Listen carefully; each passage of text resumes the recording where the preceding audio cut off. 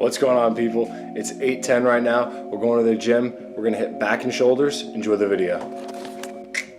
Forgot to say it. Today is Tuesday, April 1st. No, just kidding.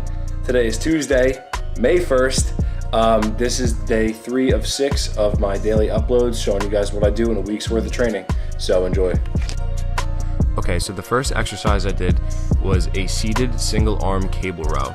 And it's important here that you reach forward and then you pull back with your elbow. So as you'll see in this slow motion, you really want your elbow to go far behind your back, and that's gonna work the full range of motion, and it's gonna work your lat very well.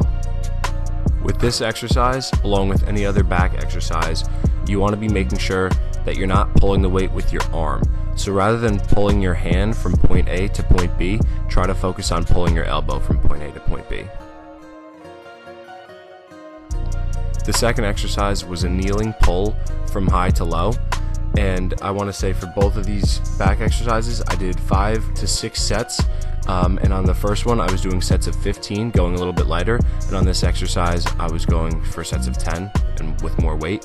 And as you'll see from this view, what I want you to do is focus on leaning forward and stretching your lat the most you can at the top, and then leaning back to pull it into a row. After those, we moved on to shoulder presses, which I did seated with dumbbells, as you can see here.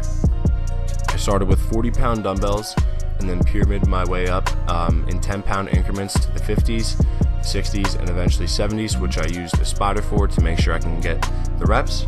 And then I pyramided back down to 60s for another 2 sets. The seated dumbbell press is one of my favorite shoulder exercises. I prefer it to a barbell because you have a better range of motion and you don't have to worry about the bar hitting you in the face and having to lean back to avoid that. And another thing that's good about these is that you have to use your stabilizer muscles and you have to use your rear delts and traps in order to keep the weights positioned properly over your shoulders. You don't want them to fall back because that would obviously hurt a whole bunch, so your muscles have to work, besides your front delts which are pushing them, your muscles have to work to keep them straight.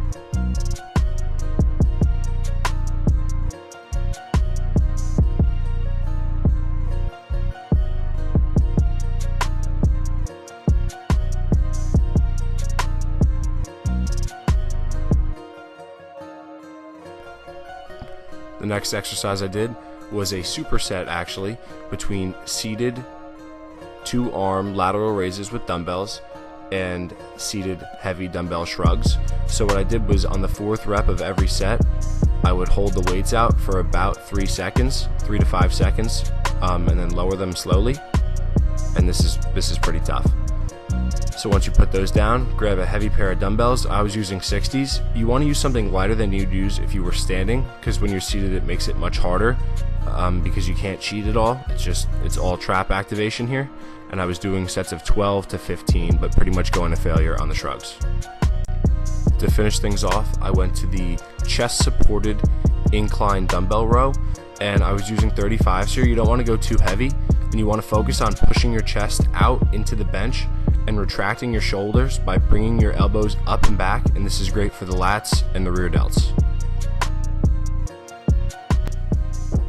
There we have it.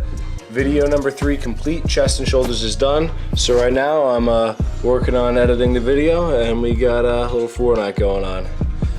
So that's all we got for today. So stick around for tomorrow's video. Have a good night.